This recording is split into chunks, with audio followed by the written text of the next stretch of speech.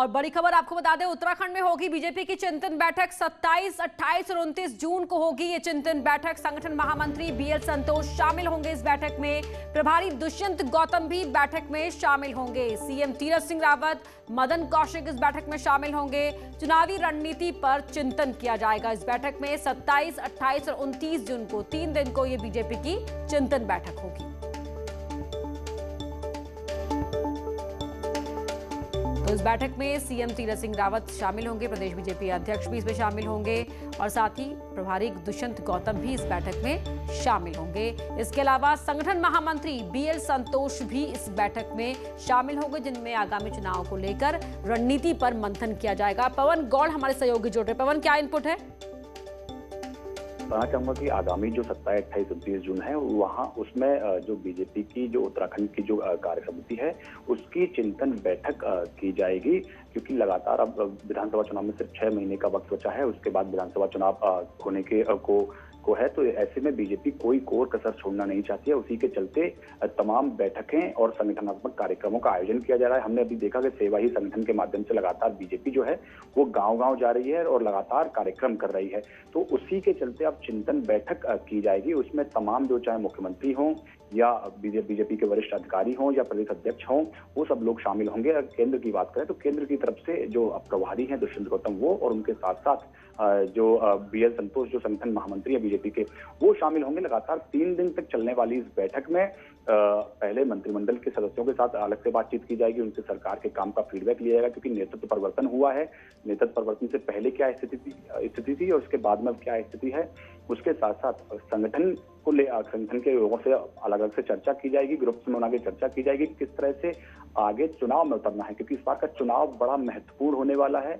जिस तरह से कोरोना का जो संकट लगातार बना हुआ है, उसके बीच में चुनाव प्रचार करना और पार्टी की बात को आगे ले जाना, ये बहुत महत्वपूर्ण है। बिल्कुल महत्वपूर्ण बैठक होने जा रही है। बहुत शुक्रिया आपका जानकारी के लिए। बहुजन समाज पार्टी के निलंबित विधायकों का एसपी अध्यक्ष अखिलेश यादव से मिलने पर बीएसपी अध्यक्ष मायावती ने कड़ी नाराजगी जताई है। उन्होंने कहा कि समाजवादी पार्टी हमेशा से ही जोड़-तोड़ और संकीर्ण राजनीति में माहिर रही है। विधायकों का समाजवादी पार्टी में जाना एक घोर छलावा है। उन्होंने कहा कि अखिलेश यादव से इन विधायकों का मिलना और टेलीविजन और अखबारों में इन खबरों का छपना महज यूपी में पंचायत चुनाव के बाद अध्यक्ष और ब्लॉक प्रमुख के चुनाव के लिए की गई पैंतरेबाजी से ज्यादा कुछ नहीं है। बीएसपी अध्यक्ष मायावती ने एक के बाद एक कई ट्वीट किए और एसपी पर तीखे प्रहार किए।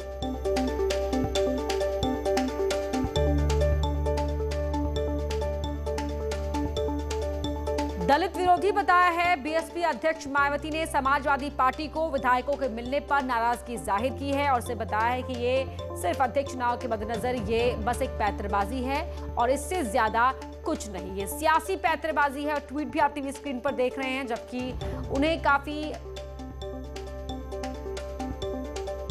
जगजाहिर तौर पर सपा का चाल चरित्र व चेहरा हमेशा ही दलित विरोधी रहा है।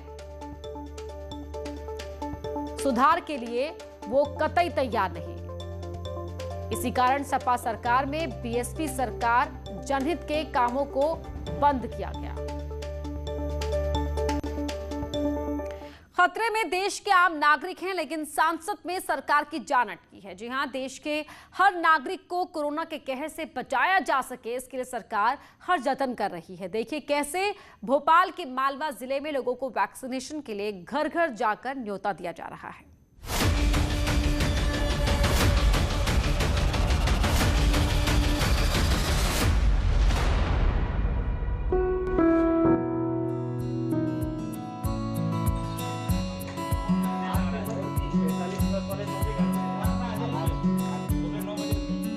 लोकतंत्र में सबसे महत्वपूर्ण लोक है और सरकार भी सच को बखूबी समझती है।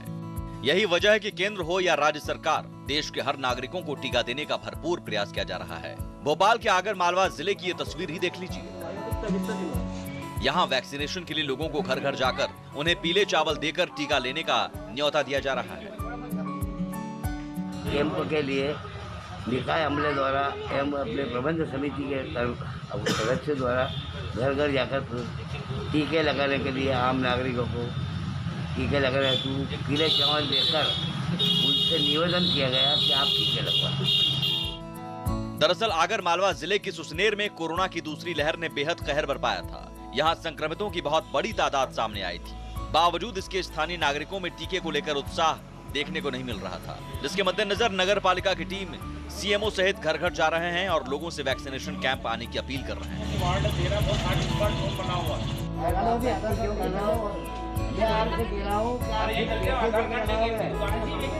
वैक्सीनेशन के लिए लोगों को मनाने की अनूठी पहल इन दिनों लोगों के बीच चर्चा का विषय है, जिसका असर भी दिखने लगा है। जो लोग कल तक वैक्सीन के नाम पर भड़क जाते थे, वो वैक्सीनेशन के लिए तैयार हो रहे हैं। उम्मीद है कोरोना के खिलाफ जंग में संजीवनी बने टीके का महत्व लोग समझेंगे और कोरोना के खिलाफ जीत में भागीदार बनेंगे। भोपाल से ब्यूरो रिपोर्ट, न्यूज़ 18 नेटवर्क।